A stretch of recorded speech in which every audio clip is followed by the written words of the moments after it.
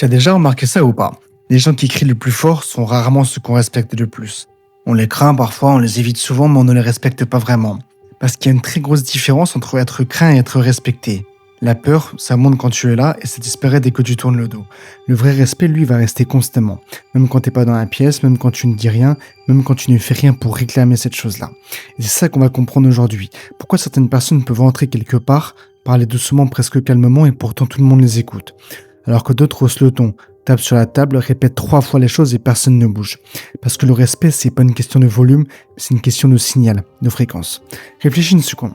Qu'est-ce que tu fais vraiment quand tu hausses la voix? Tu crois que tu montres ta force, mais ton corps, lui, il envoie un message qui est complètement à l'opposé de ça. Quand tu cries, ton rythme cardiaque grimpe.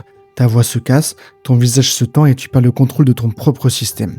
Les autres le sentent. Avant même de comprendre tes mots, ils lisent carrément ton état. Parce qu'on a tous au fond du cerveau un vieux radar. Un radar qui scanne une seule chose chez les autres. Est-ce que cette personne est stable ou est-ce qu'elle est en train de perdre le pied et le contrôle? Et quand tu cries, le radar des autres répond tout seul. Cette personne n'est pas en contrôle, elle est complètement débordée. Et voilà ce que tu communiques vraiment quand tu montes dans les tours. Pas de la puissance, mais de la panique. Et le vrai pouvoir, c'est complètement l'inverse. La personne qui impose le respect sans crier, elle fait une chose que ton cerveau enregistre immédiatement.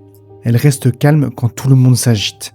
Et un cerveau humain, quand il voit quelqu'un rester stable dans une tension, il le classe automatiquement plus haut. Et c'est pas de la magie, c'est simplement de la biologie humaine. Dans un groupe, l'attention se tourne toujours vers la personne la plus régulée. Pas la plus brillante, la plus régulée. C'est cette personne-là, c'est celle qui se laisse pas emporter, celle qui ne réagit pas au quart de tour et celle qui prend une seconde de plus avant de répondre par rapport aux autres. Parce que le calme, c'est le signal numéro 1 du statut. Celui qui n'a pas besoin de crier, c'est celui qui n'a pas peur. Maintenant, pose-toi la vraie question. Pourquoi certaines personnes ont besoin de hausser la voix? Souvent, c'est pas de la force, mais c'est une vieille blessure profonde.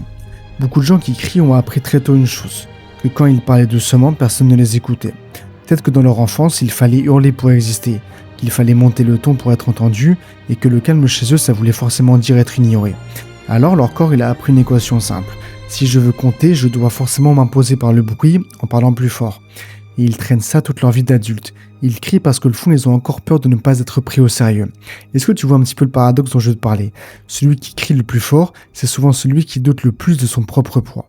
Parce que quelqu'un qui sait qu'il a de la valeur n'a pas besoin de le prouver à chaque phrase. Et il le sait. Et ce calme intérieur devient visible à l'extérieur. Alors comment on fait concrètement, tu vas me dire?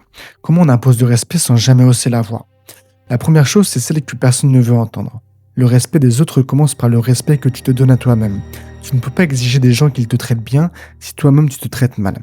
Si tu acceptes tout, si tu dis oui quand tu penses non, si tu t'excuses d'exister, si tu laisses passer des choses qui te blessent juste pour ne pas créer des vagues. Les gens le sentent. Ils sentent la personne qui a des limites. Ils sentent la personne qui n'en a pas. Le respect ne se réclame pas avec la voix, il se dégage, c'est une manière d'être. Deuxième chose, une limite calme vaut 1000 cris. La plupart des gens croient qu'une limite c'est violent, c'est forcément faire du bruit ou quoi. Que pour se faire respecter, il faut forcément s'énerver et crier quand c'est pas content. C'est faux. Une vraie limite n'a pas besoin d'être forte, elle a besoin d'être claire et précise. Non, ça ne me convient pas. Je ne parlerai pas de ça sur ce ton, on reprendra quand tu seras plus calme. Et ça dit d'une manière douce, sans trembler, sans se justifier pendant 10 minutes. Parce que dès que tu te justifies trop, tu envoies un message. J'ai besoin de ton accord pour poser cette limite.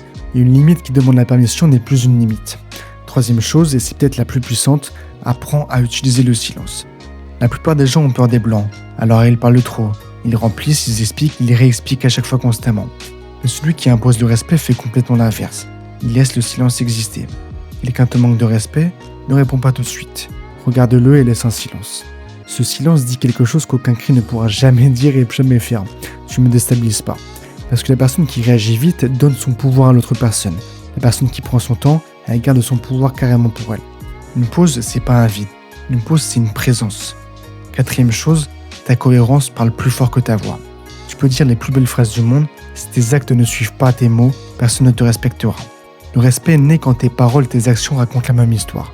Quand tu dis non et que c'est vraiment non, quand tu poses une limite et que tu la tiens, et quand tu promets un truc et que tu le fais vraiment.